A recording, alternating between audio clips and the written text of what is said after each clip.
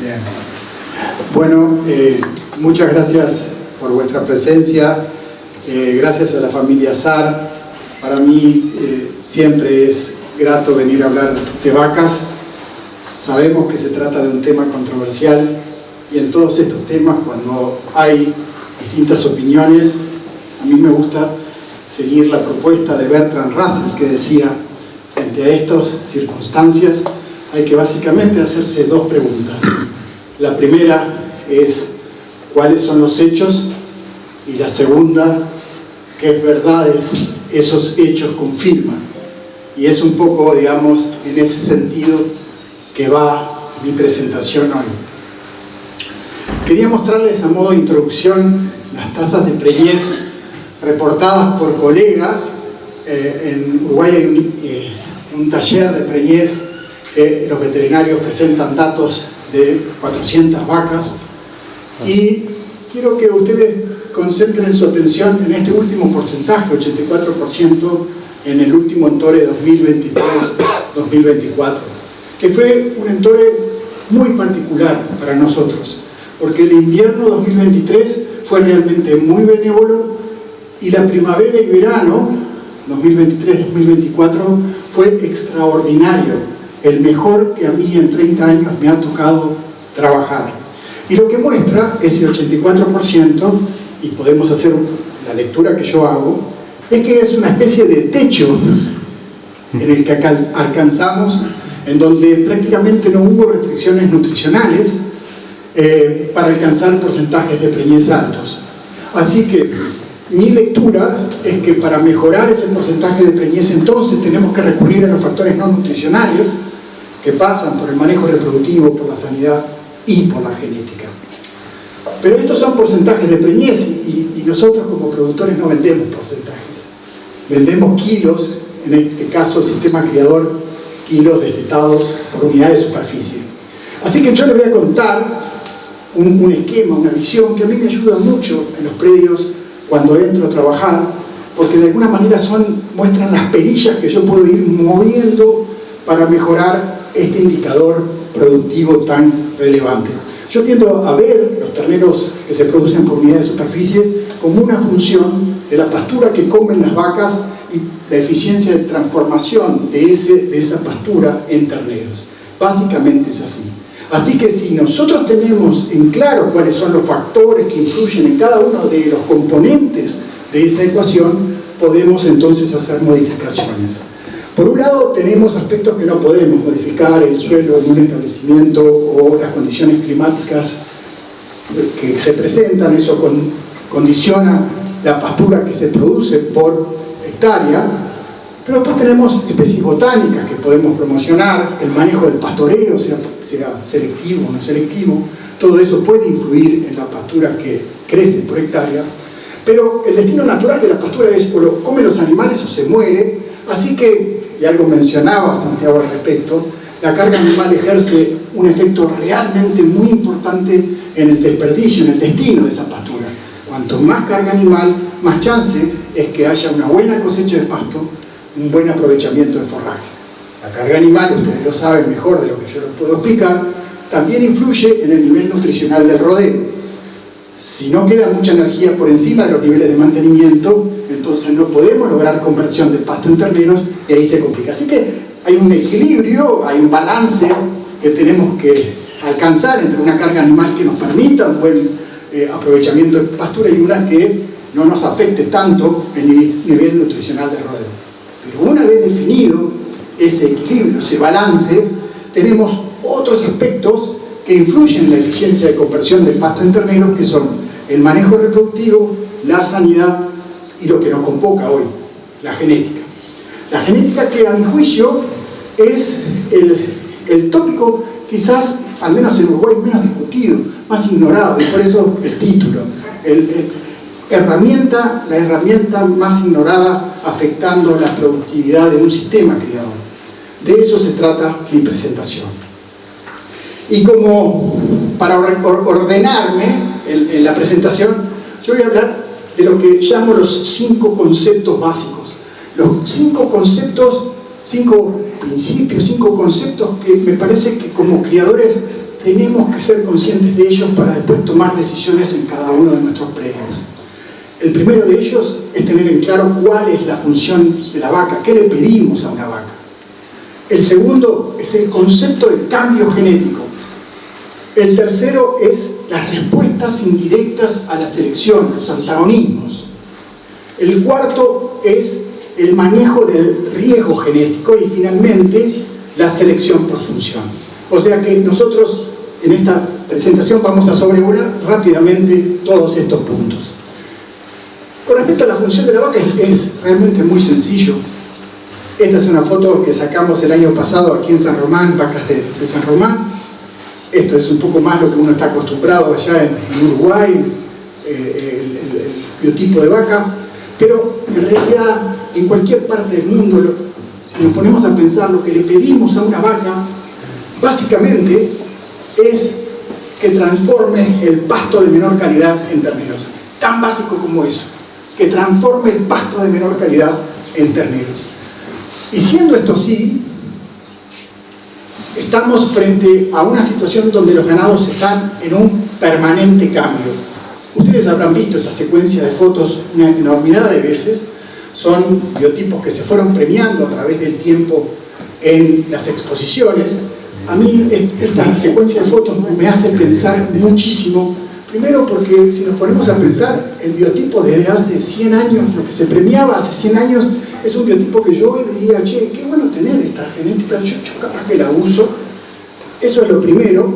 Lo segundo es cómo se ha ido bailando, cómo los criadores hemos tenido que ir bailando al ritmo de una música desde las exposiciones, con todo el daño que algunas tendencias han hecho a través del tiempo. Otra de las reflexiones es que todos estos movimientos, todos estos cambios de biotipo a través del tiempo han sido impulsados, han sido fomentados por expertos que creían en su momento que estaban promocionando lo mejor. Con lo cual, sí tendremos que tener humildad cuando hablamos de genética de las vacas, porque nos hemos equivocado tantas veces que me parece que nadie está inmune a cometer errores en este tema. Cuando, hablando con amigos que no piensan como yo, ven esta secuencia, me dice, loco, pero pará, vos llegaste hasta el año 2000, mirá que después del año 2000 pasaron cosas, los ganados se apetizaron. En homenaje a esos amigos, digo, sí, tienen razón, la altura se fue reduciendo, pero no el peso corporal de los ganados. Y hay un concepto que no mucha gente lo maneja, y es que el peso y por consiguiente los requerimientos nutricionales de los ganados continuaron aumentando a través del tiempo, aún después de New Type. O sea, nosotros dijimos New Type fue horrible, creo que nadie piensa que fue bueno, pero en realidad, y estas son tendencias genéticas tanto en Angus como en Hereford para peso adulto en Uruguay, fíjense cómo continuaron aumentando a través del tiempo desde la década de los 80 hasta ahora. O sea, en efecto, los ganados se pueden haber apetizado, pero el peso de las vacas sigue aumentando y por consiguiente los requerimientos nutricionales de las vacas también lo hacen. Hasta donde yo sé, y corríjanme si no es así, en Argentina no hay publicado, al menos en Angus, peso en la era, peso adulto de la vaca, pero sí está el rasgo de peso final o peso a los 18 meses que está correlacionado con el peso adulto y como se ve acá continúa aumentando más allá del momento donde se inicia esa gráfica. Y cuando vemos lo que acontece con el breed plan, esto es para una cabaña en rojo, no le den importancia, lo importante es lo que acontece en verde, esto sí es peso adulto de la vaca, se puede ver que continúa aumentando a través del tiempo para los valores de cría que se publican con el breed plan. Con lo cual, digamos, eso que yo describí para Argentina, se puede estar, hay evidencias indicando que se puede estar dando también aquí. Y eso es consecuencia de lo que acontece con el Angus, por ejemplo, en los Estados Unidos. Fíjense, en azul, el incremento de peso de la vaca adulta a lo largo del tiempo, impresionante. En rojo, la producción de leche, también incremento impresionante en productividad en leche de las vacas de cría. Y lógicamente, si esto se da así, es que los requerimientos nutricionales aumentan y aumenta el costo de mantenimiento de la vaca. Eso es precisamente lo que muestra esta gráfica, es el índice de ahorro en energía. Fíjense cómo ha variado a través del tiempo, con lo cual, digamos, lo que quiere decir es que las vacas en dólares son cada vez más costosas de mantener en el campo. ¿Esto es lo que queremos? Bueno, estos son los cambios que se están aconteciendo, seamos conscientes de ellos o no, es lo que está ocurriendo, y yo los convido a agarrar catálogos de este año del semen que viene de los Estados Unidos, por ejemplo Angus, y compárenlo con lo que acontecía hace 10 años atrás, y van a ver que no solamente el peso adulto del promedio, el peso adulto de esos toros aumenta, sino que también aumentó digamos, el costo de mantener una vaca en el campo. El peso de las vacas británicas, fíjense, en Estados Unidos se ha ido incrementando a tal punto donde supera ya el peso de las razas continentales. Esto quiere decir una especie de continentalización de las razas británicas a través de mayor crecimiento, mayor peso, mayor requerimiento nutricional para su mantenimiento. Y otro efecto es que estos cambios que estamos describiendo están ocurriendo hoy a una rapidez, a mayor rapidez que nunca. ¿Por qué? Y bueno, porque cada vez se inseminan más vacas, 330 millones de servicios bovinos en el mundo, hay algo así como 35 millones aquí en Sudamérica, y después tecnologías reproductivas que cada vez son más comunes, como la fertilización in vitro, que hacen precisamente que estos cambios que estamos describiendo son cada vez más rápidos. Así que, función de la vaca que permanece igual desde hace 100 años, comer el pasto de menor calidad, pero cambios genéticos. Entonces, lógicamente, ahora el tercer concepto que a mí me gustaría hoy transmitirle a ustedes son las respuestas directas a esa selección. ¿Qué consecuencias, qué antagonismos hay entre rasgos y qué consecuencias podemos tener nosotros en el campo? Y yo la planteo de dos maneras. Una sobre la productividad de la vaca en sí, la otra sobre la productividad del sistema. Vamos a las vacas. Hay un trabajo clásico de la Universidad de Iowa que, utilizando las mismas razas pero en distinta proporción, agarraron y surgieron vacas chicas, medianas y grandes. Aquí está un poco el peso de la vaca adulta, entre 400 y 516 kilos, y lo que mostró este trabajo es lo que está en esta gráfica: tasa de parición, que son mejores en las vacas chicas que en las vacas grandes. Dos predios distintos, dos localidades distintas. Fíjense la diferencia en tasa de parición. Es un trabajo clásico, ha sido repetido en varias circunstancias y da un resultado, digamos, bastante lógico por otra parte. ¿Puedo volver a la anterior, Guillermo? Esta. Peso. Sí, estás viendo el tamaño en cada raza. O sea, esta es la proporción de distintas razas para lograr tamaños chicos, medianos o grandes. Okay. ¿Se entendió? Sí. Y esta es la tasa de parición en el primer, segundo y tercer parto, o sea, claro, vacas primíparas o multíparas. Correlacionado con los tamaños que mostré. Correlacionado con el tamaño. Esto quiere decir que siempre los animales chicos tuvieron mejor tasa de parición como primíparas o como multíparas. Básicamente es eso. Pero en realidad hay otros trabajos que indican lo mismo. Este es un trabajo sobre una base genética, una población de, no sé, 1.600.000 vacas, 45.000 predios en Irlanda, y fíjense lo que muestra, son correlaciones genéticas del intervalo entre partos de vacas de carne, y esto muestra cómo ha ido empeorando a través del tiempo el intervalo entre partos. Quiere decir que cada vez la vaca o se atrasa o falla, pero digamos relacionado a esta selección que estamos hablando. Estos mismos autores en esta misma base de datos, disculpen, esta tabla está en inglés y no tuve tiempo aún para traducirla, pero lo que muestra básicamente es lo mismo que lo anterior. O sea, el tamaño, el peso de la vaca, el tamaño de la vaca está correlacionado negativamente con la tasa de parición, tanto en vaquillonas como en vacas. Está asociado negativamente al intervalo entre partos, o sea, mayor tamaño, mayor intervalo entre partos, y a una menor sobrevivencia de la vaca. O sea, las vacas más grandes tienen menor habilidad de permanencia en el rodeo, salen antes. Lo otro, que no me voy a explayar porque seguramente Martín lo va a abordar, es la grasa. A mayor cantidad de grasa en las vacas, mejor tasa de parición, menor intervalo entre parto y mejor sobrevivencia. Cosas que van, digamos, por la lógica de lo que pensamos. Y lógicamente, parte de la historia es, comparando vacas, en este caso de 454 kilos y de 545 kilos, en realidad, miren la diferencia en consumo de materia seca entre una y otra en distintas etapas de su vida, de su productividad anual.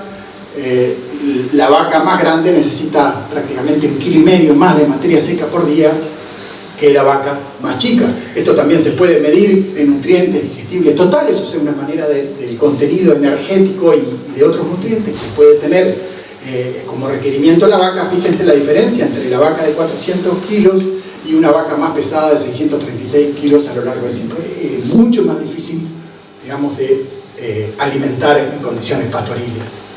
Lo que sí también sabemos, y muchos de ustedes quizás lo estén pensando, che, loco, pero la vaca más grande desteta más pesado. Y en cierta medida es cierto. Una vaca más grande, y lo que está mostrando acá, fíjense el peso de la vaca y cómo varía el peso al destete, tiende a destetar más pesado. Pero fíjense la magnitud de este efecto. Cada 45 kilos de peso extra que tiene una vaca, el peso extra del ternero al destete es apenas entre 3 y 13 kilos. 45 kilos extra de vaca requiere más o menos 270 kilos de materia seca extra por año para alimentarla. Indudablemente no daría para compensar entonces esta respuesta en más eventual peso al destete. Y el otro concepto que a mí me parece muy interesante cuando estamos estudiando los antagonismos o las respuestas indirectas de selección es que las vacas más grandes son menos eficientes. Son menos eficientes en cuanto a consumo de materia seca para producir 1 kilo de ternero, que es lo que muestra esta tabla. Estos son dos tipos de vacas, de 545 kilos y otros de 636 kilos. El que piense 636 kilos, que es una vaca realmente muy pesada, estamos diciendo que es más o menos el peso promedio que tiene una vaca de pedigre, tanto Angus como Hereford en los Estados Unidos. Bueno, fíjense la diferencia, la cantidad de kilos de materia seca para, por ejemplo, destetar un ternero de 227 kilos, pasa en cualquier rango. Miren, solamente tiene que comer 8,5 kilos de materia seca para producir 1 kilo de ternero, la vaca de 545 kilos, cuando su contraparte más pesada tiene que comer bastante más que eso. Con lo cual, es lo que dice ahí. Las vacas más chicas son más eficientes en consumo de materia seca por kilo de ternero destetado. Hay otros antagonismos que a mí me interesa particularmente mencionar, porque al menos en Uruguay está de moda el consumo residual de alimento. El consumo residual de alimento básicamente es lo que come un animal para producir lo que produce y lo que debería comer de acuerdo a tablas. Si come menos a lo que debería comer, es más eficiente, el RFI es más chico, baja, entonces es lo que se busca. Pero fíjense lo que se encontró bastante tempranamente en vaquillonas. Esto es, en rojo está la tasa de preñez en vaquillonas que son de alta eficiencia, o sea, de bajo RFI, versus la de baja eficiencia, o sea, alto RFI. Fíjense la diferencia de más de 20 puntos porcentuales a favor de esa vaca que tiene peor RFI. Pero no solamente la tasa de preñez. Si ustedes prestan atención a la gráfica de la derecha, también ven que el perfil de parición, la distribución de los partos, fue realmente diferente en una y otra, con un perfil mucho más concentrado para el caso de la vaca menos eficiente en comparación con las más eficientes. En realidad, esto es un hallazgo, pero hay una enormidad de trabajos publicados. Yo diría que hay bastantes trabajos publicados, la lista no es completa, no pretendo que ustedes lo lean, simplemente son todos trabajos que asocian mejor RFI, o sea, animales eficientes, más eficientes, con menores rasgos de fertilidad en distintos aspectos. Uno de ellos, por ejemplo, es este.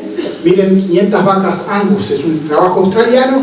Las vacas más eficientes destetaron 81,5% en su destete, las vacas más eficientes 93%, más de 93%. Estamos hablando de una diferencia en destete realmente muy importante. Después hay otros trabajos que dicen que las líneas de animales con mejor eficiencia en realidad producen menos calidad de semen en su morfología, en su concentración, en mayor cantidad de anomalías. Con lo cual, digamos, tenemos que aprender que si vamos por el camino para buscar la eficiencia por el lado del RFI, podemos estar encontrando estas respuestas indirectas a la selección.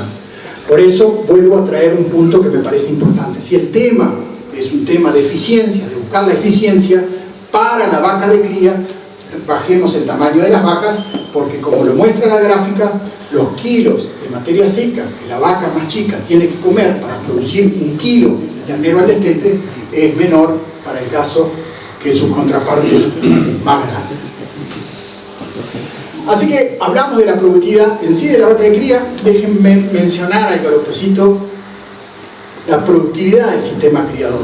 Y en la productividad del sistema criador, de vuelta, empezamos a colectar información y empezamos a ver que la cantidad de trabajos publicados en el mismo sentido, que asocian el tamaño de la vaca con la productividad por hectárea y la rentabilidad, el retorno económico, ya es bastante importante. Todos en el mismo sentido.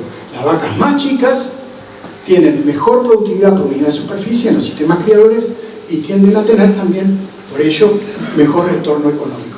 Fíjense, la lista continúa y no es completa, pero yo lo que hice acá fue traer algún ejemplo. Este es un ejemplo de Namibia, lo traje porque me pareció que había que traer distintos extremos. De vuelta encontramos lo mismo que ya discutimos, las vacas más pesadas, que están en azul, con respecto a las más livianas, que están en rojo, siempre se premiaron menos las más grandes. Lo mismo que venimos discutiendo hasta acá. Es cierto que las vacas más grandes destetaron terneros más pesados, perdón que no aclaré que esto se trata de carga de kilos, aumento de carga, kilos por hectárea. A mayor carga baja la producción, lógicamente, baja en este caso el peso individual al destete. Las vacas más grandes destetan más pesado que las vacas más chicas, pero fíjense lo que pasa con los kilos que se producen por hectárea. Siempre las vacas más livianas produjeron más por hectárea que las vacas más pesadas. Lo otro que se ve acá es la importancia que decía Santiago, la carga. A más carga, más producción.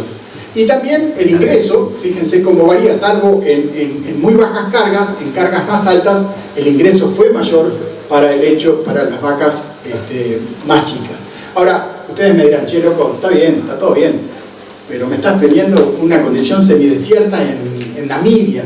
Bueno, vamos a un extremo, vámonos a Nueva Zelanda, al Hill Country neozelandés. Este es un trabajo que se publicó en el 2021, uno de los autores fue supervisor mío cuando hice mi maestría allá, y ellos establecieron 3 escenarios con distinto peso de vaca. Entonces dijeron, bueno, ¿cuánto gastamos? ¿Cuánto ingresa?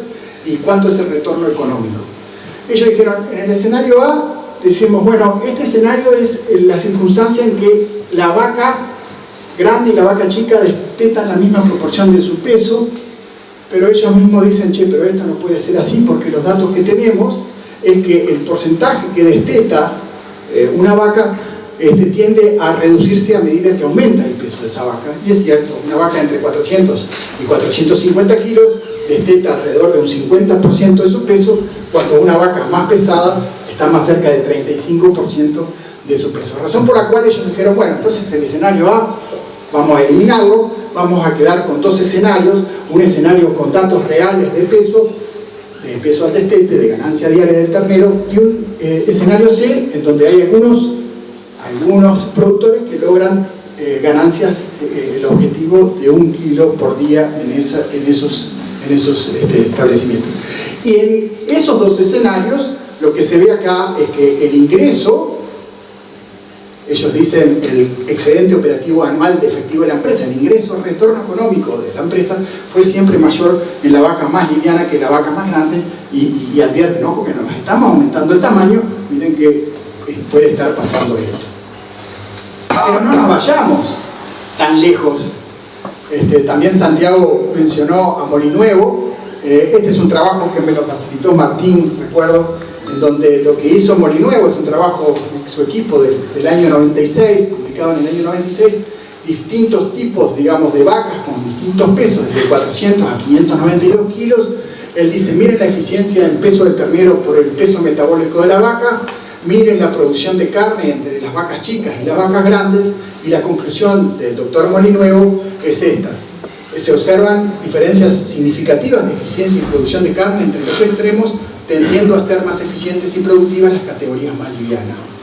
El propio Molinuevo, en este libro que lo mencionó Santiago y que yo también lo recomiendo fuertemente, particularmente su capítulo 7, estudió vacas charolais y vacas angus, pero las vacas angus bien moderadas. De nuevo, lógicamente, las vacas charolais destetaron terneros más pesados que las vacas angus, pero ya cuando empezamos a ver la producción de vaca, digamos, por consumo equivalente a la vaca más liviana, ya empieza a favorecer a la vaca angus. También su capacidad reproductiva favoreció a la vaca más moderada, y la producción ajustada por vaca también favoreció a la vaca más liviana, con lo cual ellos dicen eso. La mayor productividad por cabeza de las vacas más pesadas no se traslada a una mayor productividad por hectárea que fue superior en las vacas más chicas. Así que, en las condiciones extremas de Namibia, en el Hill Country neozelandés, en las exuberantes pasturas de Balcarce, en el NOA, que hay un trabajo en la lista, en el NOA argentino, y en el rango, en los distintos rangos de Norteamérica que se estudiaron, en todos los casos fue en el mismo sentido. La vaca más chica produce más por hectárea y tiene mayor retorno económico. Ahora, eso, dicen, bueno, está bien, eso pasa con el sistema criador, pero ojo que entonces yo inverno, o yo recrío también. Bueno, me estás tomando solamente en cuenta el sistema criador, y ¿qué me contás? A ver, ¿qué me contás de la recría? Bueno, también abrevando en las fuentes del doctor Molinuevo, tenemos este trabajo formidable, que lo da en su libro, en donde lo que él presenta, qué pasa con la producción individual y la producción por hectárea, en dos líneas de novillos con más crecimiento, que es la línea que está punteada, o con menos crecimiento y tamaño, que es la línea que está continua. Lo primero que vemos es lo que observamos todo el mundo, y que por eso por ahí induce a cometer algún error. A medida que aumenta la carga animal en tamaño metabólico, tiende a haber una reducción en la productividad. Eso lógicamente es así, pero siempre la producción individual de las líneas más grandes es mayor, y uno se queda con la sensación de que son mejores. Sin embargo, fíjense ustedes, cuando nos referimos a la producción por unidad de superficie, ya no hay una respuesta lineal, es cuadrática, y se revierte. O sea, los novillos de menos tamaño y menos crecimiento son los que promueven más producción por hectárea. En realidad, la mayor producción animal por superficie en pastoreo, nos dice Molinuevo, deja un potencial genético sin utilizar, ¿no? Y ese potencial, a mayor potencial genético, mayor producto procesante, dice. Y mayor potencial genético, ¿no?, en esos animales que están metabólicamente programados para producir mucho más de lo que pueden producir en condiciones restrictivas, atenta contra esa producción por hectárea. Esto para mí es bastante revelador, porque en realidad nos dice que lo que estamos mirando de producción individual no se traduce en lo que importa, que es la producción por unidad de superficie, y que en realidad el potencial genético de un animal, al contrario, puede llegar a entorpecer la mayor producción por unidad de superficie, que en este caso es la carga animal lo que está definiendo la mayor, digamos, productividad. Así que hablamos de las respuestas indirectas de selección, hablamos de los impactos individuales sobre la vaca, sobre la productividad de un sistema, y entonces, si tenemos respuestas indirectas a la selección, lo que toca ahora hablar es de un riesgo que tenemos, quienes manejamos en la cría, un riesgo genético, ¿no? El primero que yo lo vi describir este efecto es al genetista de la Universidad de Colorado, Richard Burdon, y dice, en este trabajo publicado en el Journal de Animal Science, esto que está aquí, que yo se los mostré más grande porque me parece que es tal cual, y dice que el cambio genético en realidad en tamaño y producción de leche probablemente va a empezar a quedar poco importante. En realidad tenemos que cambiar el énfasis hacia rasgos, le llama él, de adaptabilidad y conveniencia, y los rasgos de conveniencia para él son la fertilidad, son la función, los rasgos de función de la vaca. Entonces dice que los criadores, en realidad los cabañeros, tendrán que ajustarse a la tarea fisiológicamente difícil de seleccionar animales con, en realidad, un comportamiento de crecimiento intermedio, dice él. Y dice, pone esto otro, en realidad la predictibilidad y la reducción del riesgo genético va a ser de prioridad primaria o de preocupación primaria. Entonces, con esto en mente, lo que nosotros hicimos durante algunos años es decir, che, pero ¿y esto para nosotros tiene significación? ¿Tiene importancia? O es algo académico, es una descripción de un genetista que dijo, bueno, puede pasar esto. Empezamos a medirlo en el campo.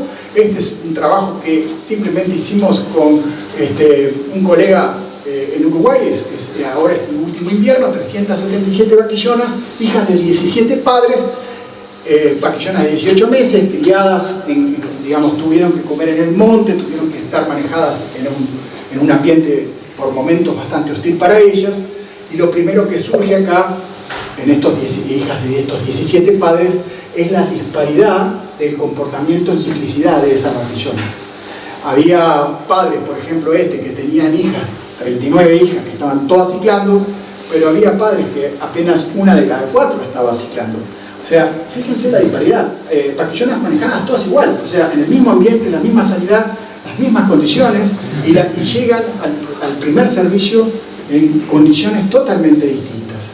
Cuando asociamos qué pasaba con los padres externos, que además se seleccionan cuidando que provengan de condiciones que sean parecidas a las nuestras, o de programas parecidos a las nuestros, vemos que estaban en un 70%, pero las hijas de los toros, digamos, que eran de nuestro propio programa, que conocíamos la madre, que conocíamos la abuela y que por algo lo habíamos seleccionado porque eran destacados en aspectos que nosotros finalizábamos, estaban ciclando en un 83%. O sea, una diferencia ahí entre uno y otra con variaciones menos marcadas para este caso que para este otro.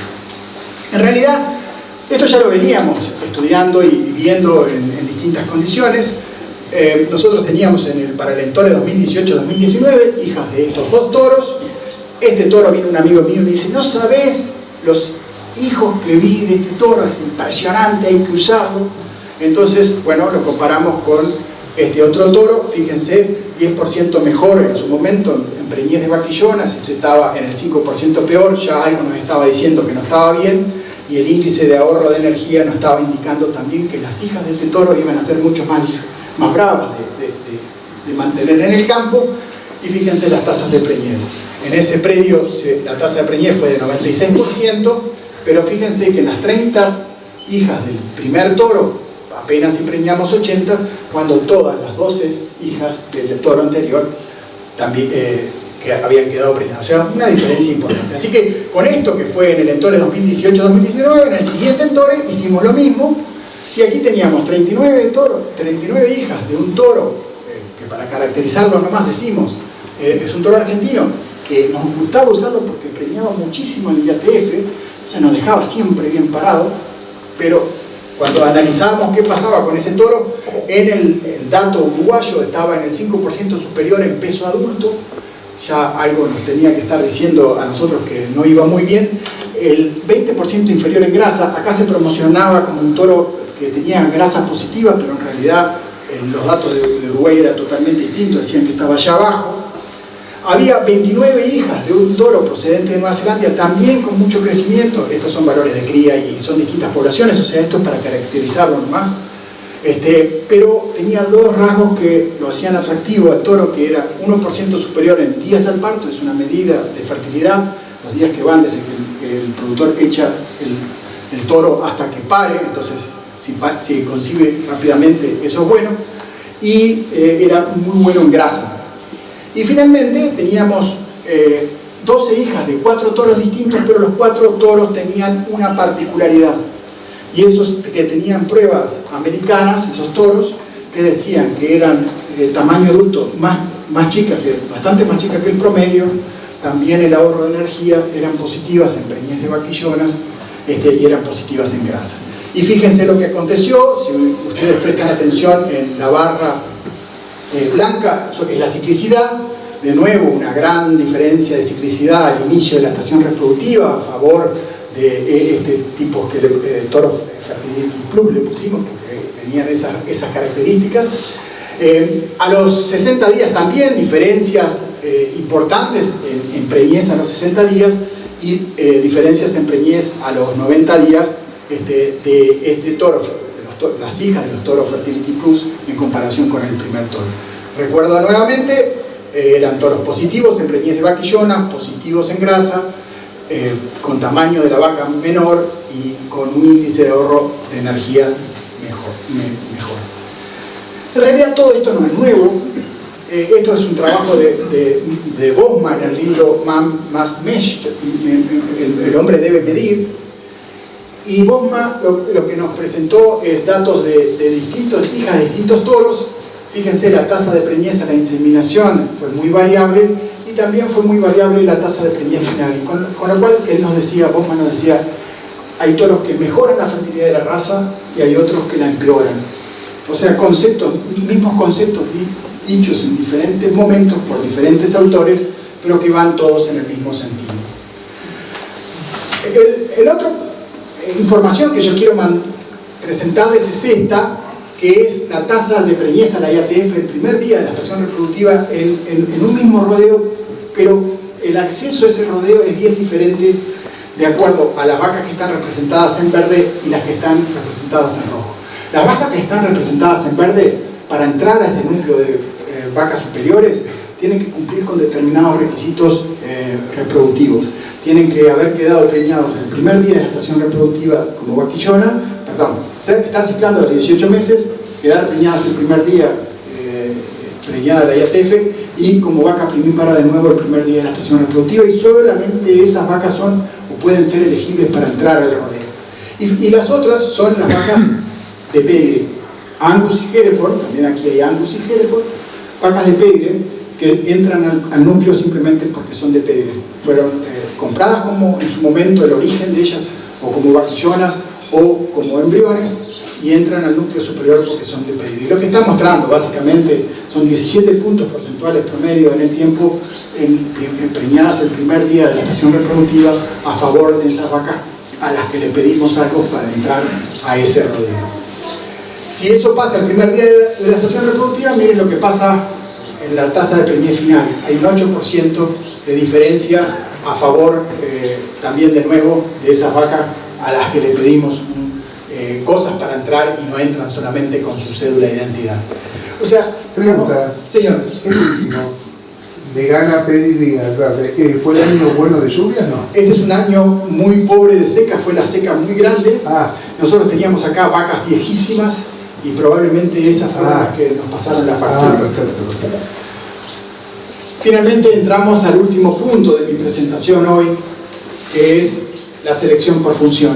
Para ello quiero mostrarles un trabajo también de la Universidad de Nebraska, publicado en el 2020, con dos tamaños de vaca, 454 y 554. Aquí encuentran lo mismo que otros autores, con vacas más moderadas, el retorno económico es mayor, pero lo que le quería mostrar es que en este caso, a diferencia de otros trabajos que yo les mostré, la tasa de preñez fue menor para el caso de las vacas más chicas que para las vacas más grandes, con lo cual, de alguna manera, nos está advirtiendo que el biotipo no es suficiente para, digamos, definir un rodeo productivo. Hay que trabajar sobre la función, por lo menos es lo que yo creo, hay que trabajar sobre la función.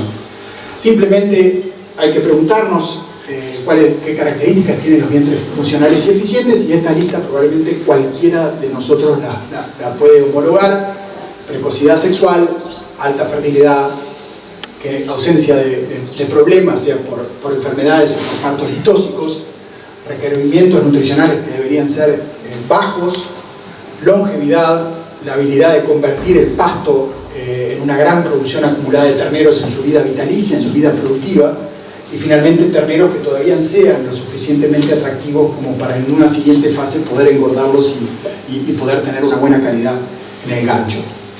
Y quiero mostrarles lo que hemos estado, digamos, por qué hemos prestado últimamente bastante atención a la vida vitalicia, a la producción vitalicia de una vaca. Y eso fue a raíz de este trabajo publicado en el 2019, en donde tomaron distintos rasgos y estudiaron la heredabilidad de distintos rasgos a medida que la edad de la vaca aumenta. Y fíjense este rasgo que está en celeste, que es la producción acumulada de destete de una vaca, qué heredabilidad tiene a los 8 años y qué heredabilidad tiene a los 10 años. Con lo cual, digamos, una heredabilidad de 0,44 es una heredabilidad mediana a buena para hacer progresos, y nos advierte que si nosotros tenemos una vaca que llega a los 9-10 años, que nos produjo, no sé, 1.800 kilos para nuestro ambiente de terneros al destete acumulados, y seleccionamos dentro de esa franja etaria por las que son mejores para poder ser la madre de nuestros toros, podemos hacer avances en este rasgo de manera importante que tiene su significación en la productividad de los sistemas productivos. Por ejemplo, esto es lo que surge simplemente con determinados rasgos, como son la cantidad de terneros que produce, la producción acumulada al destete, el peso promedio y el hecho de que también volvió a estar preñada de punta, o sea, ya está parida de vuelta esa vaca. O sea, son situaciones que nos permite identificar las vacas más productivas, pero además, si seleccionamos y dejamos que esas sean también las vacas madres de nuestros toros, en realidad estamos pudiendo hacer progresos aparentemente importantes de acuerdo a estos datos para mejorar la productividad del sistema.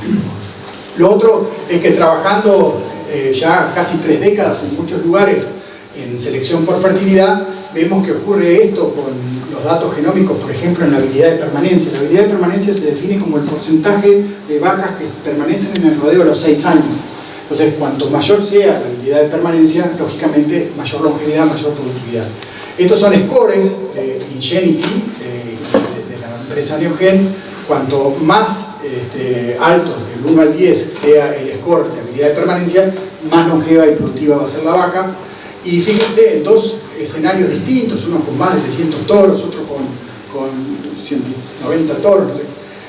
En la línea continua en la población de referencia, la barra es lo que acontece con esos toros, la proporción de toros con score, por ejemplo, 7 u 8 o más, y se ve que hay una distribución hacia la derecha, hacia el lado positivo, con animales que verdaderamente son más longevos, que tienen la capacidad de permanecer, de preñarse más y permanecer más en el rodeo. Y lo otro que me parece muy interesante es que el riesgo genético de tener, digamos, de poder transmitir esos genes que van a llevar a que una vaca, digamos, pueda no estar tanto tiempo en el rodeo, también tienden a disminuirse, por lo cual me parece una cosa interesante. Lo otro son, la forma sigue la función, ¿no? Los principios de Bosma, que no debemos perder, volver a las fuentes me parece importante. Esta es una madre que hoy tiene 19 años, que se mantuvo dando un ternero por año hasta los 18, y este es su hijo, y lo primero que apreciamos es que las hormonas sexuales en realidad modifican la forma del animal. Fíjense, la cuña es totalmente inversa para el lado de la hembra o para el lado del macho. La cuña, digamos, la parte más ancha para el caso de la vaca es en el posterior, en el caso del macho es en el anterior. Eso es balance hormonal. Otro, volver a las fuentes a ver inserciones de escápulas, de ver los cuellos, esos cuellos femeninos asociados a función, digamos, a vacas muy reproductivamente muy buenas, los pliegues del pecho, los ángulos de la cadera, en fin, todas circunstancias que nos recuerdan que, digamos, un animal con balance hormonal tiene una forma y que de alguna manera nos puede ayudar en apreciación visual para también buscar función en los ganados. Así que, para ir terminando, podemos hacer lo que se hace mucho en Uruguay, y es decir, bueno, ¿qué nos están pidiendo los mercados carcasas más pesadas, vamos por ello. O podemos agregarle la tercera pata al taburete y pensar en el sistema. Cuando uno piensa en el sistema, todos estos aspectos que hemos discutido, los 5 conceptos, empiezan a ser relevantes, y ahí podemos entonces tolerar alguna penalidad que pueda dar el mercado por el aumento increíble que va a tener la productividad de nuestro sistema productivo. Para redondear, simplemente recordar los 5 conceptos. Si alguien les pregunta, che, ¿qué dijo aquel pelado uruguayo? Yo desearía que ustedes recuerden los 5 conceptos. La tarea básica de la vaca, que es la de transformar el pasto de menor calidad en terneros. Eso es lo mismo de hace 100 años, pero los ganados están en un permanente cambio. Recordemos los cambios que están teniendo lugar. Si los cambios están ocurriendo, seamos conscientes de los antagonismos que pueden existir, las respuestas indirectas a la selección. Tenemos por ello que controlar el riesgo genético, qué importante es la consistencia, la predictibilidad. Y finalmente, no solamente tenemos que destetar la vaca que no da un ternero, que es relevante, pero no es suficiente. Tenemos que buscar función apareando las mejores vacas con toros que acompañen, que no dañen eso. Y para enumerar la fertilidad, rusticidad, resiliencia, robustez, adaptación, habilidad de permanencia, producción de destete acumulado.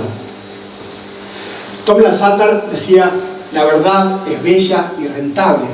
Qué lindo. La verdad es bella y rentable. Y nosotros podemos agregar: el secreto es que no hay secreto.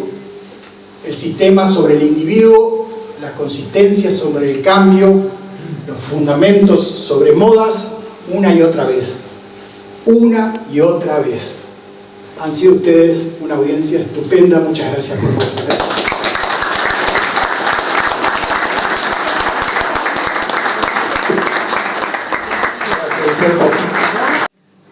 Lamentablemente, dentro de la cadena cárnica, no tenemos voces los criadores que nos ayuden a hacer rentables nuestros sistemas criadores. Lamentablemente, quienes manejan, uno prende la tele y dicen: ahora hay que exportar, hay que subir la carcasa. Yo tengo 35 años de ganadero y creo, y acá hay muchos que me van a confirmar, que muy pocas veces, si no ninguna, un modelo de invernada de novillo pesado le ganó a uno de novillo más liviano. Número 1. Con lo cual, como empresario, lo primero es ganar dinero. Segundo, además de eso, si usted trabaja en La Pampa, probablemente, estuvimos hace poco con la gente de Pacho Brandeman, estudiando la posibilidad de dar un remate allá y viendo cómo la ideología del pampeano es una vaca más grande. A nuestro gusto está totalmente errado, ¿no? El pampeano, y de vuelta sin ofender, esta es una visión personal. En los modelos, en los ambientes más restrictivos, hay evidencia científica, empírica y dato mata relato que por estafa con una vaca más chica usted va a ganar más dinero. Ahora, si usted quiere de todas formas ir contra lo que es ser un empresario rentable, que gane dinero, y quiere hacer lo que nos mandan las señales del mercado, hágalo. En Estados Unidos el modelo fue liderado por la industria frigorífica, por los corrales, y hoy el ganadero se agarra las cabezas. Hay unos papers espectaculares. Uno lo subió Andrés Cornejo hace un tiempo, que habla del drama de no saben los criadores americanos cómo hacer para sostener sus vacas de 600 y pico de kilos para poder tener esos novillos de exportación. Entonces, ¿cuál es el gran problema que tenemos los ganaderos según mi humilde opinión? No tenemos voces los criadores que defiendan nuestros intereses. Las voces que usted va a escuchar es el de la industria, que quiere que usted le presente un animal pesado para que sea más rentable en la cadena de frigorífico, el del feedlot, que le va a pedir que usted haga un animal con más horas de PB, menos graso para que vuelen en los corrales, cuando todos sabemos que tranquilamente a través de un buen cruzamiento entre Angus y Hereford podemos achicar eso a la mínima expresión, y básicamente porque somos empresarios. y como les dijimos, nosotros por lo menos, hemos logrado quintuplicar nuestros ganados viviendo 2 familias con mucha pasión, con mucho trabajo y mucho sacrificio de las vacas.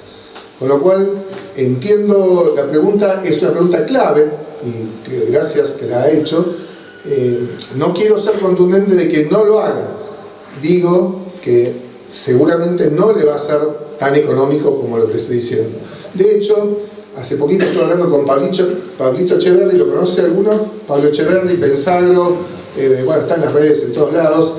Él tiene la suerte de viajar por todo el mundo, porque lo están contratando de todos lados, y viene hace poquito de México, en una zona semiárida de México, 200 milímetros.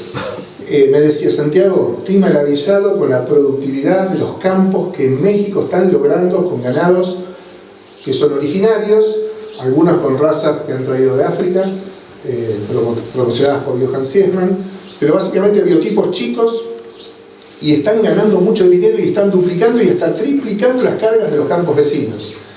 Y me decía Pablito, ¿sabes lo que quiero hacer, Santiago? Donde junte unos mangos me voy a La Pampa a comprar campos en el Valle de Daza que llueve el doble y que están se están mal vendiendo o están baratos. O sea, hay todo por hacer. Lo que le digo, Belcha, ¿no? Es que si mi experiencia, de vuelta con humildad, por favor, que si nosotros entendemos a la sabia naturaleza y adaptamos los ganados a las penurias que vamos a correr por la poca alimentación que vamos a tener, y si corregimos eso con manejo, y es ahí donde, con división de potreros, con pastoreos, orina, bosque y demás, y grandes descansos, usted va a lograr duplicar o triplicar sus cargas. Y el modelo pasa por adaptar los ganados a su campo, cuidar su suelo, que le va a dar más pasto y le va a dar más renta. Esa es la humilde visión de un agrónomo recibido y de 20 años de experiencia acá en San Román. Hemos ido para atrás en la producción de los sistemas pastoriles. Y esa pregunta de Ricardo es clave, porque le están pidiendo a un sistema pastoril que no tiene la cantidad de recursos como para poder sostener un animal tan pesado y tan costoso. La industria está pidiendo eso, que se vaya a pedir a otro, que se vaya a pedir al feedlot subsidiado americano, ¿entendés? Y ojo, que acá estamos viviendo las mieles de un maíz subsidiado.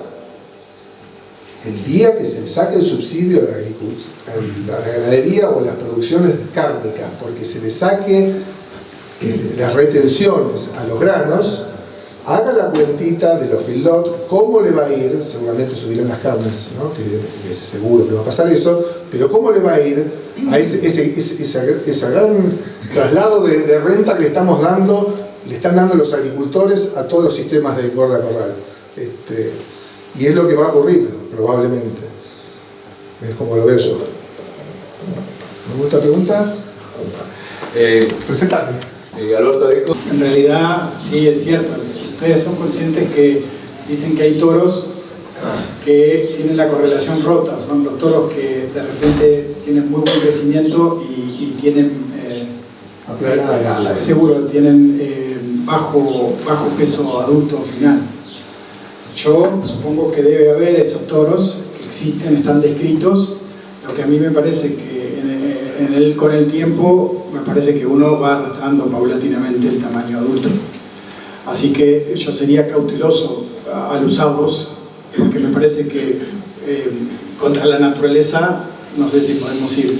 Y la naturaleza nos habla de esas correlaciones, y me parece que si usamos muchos curvender a través del tiempo, igualmente vamos a ir aumentando el tamaño. Pero no tengo mucha experiencia con eso, así que es simplemente mi impresión.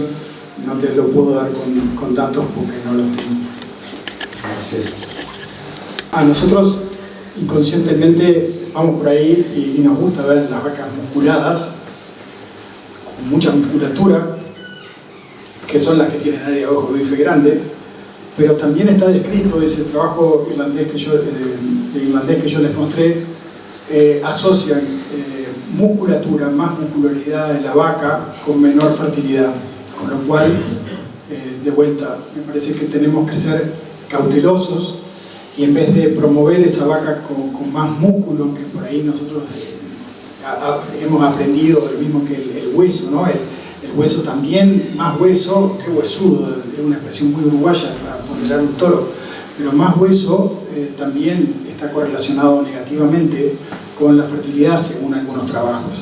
Entonces, para contestar concretamente esa pregunta, yo en la vaca, después de estudiar toda esta información, trato de los principios esos de Bosman, me parece que tienen mucho que ver, porque cuando uno va en el campo de Uruguay, al menos de ver esa vaca de 10, 11, 12 años que han permanecido en el rodeo, no son vacas, ¿no?, con mucha musculatura, son vacas que tienen esa proporción que yo les mostraba en la vaca colorada. Entonces, también de vuelta, sería cauteloso en usar esas líneas de vacas con más músculo en mi rodeo. ¿Alguna otra pregunta? Después. ¿Eh?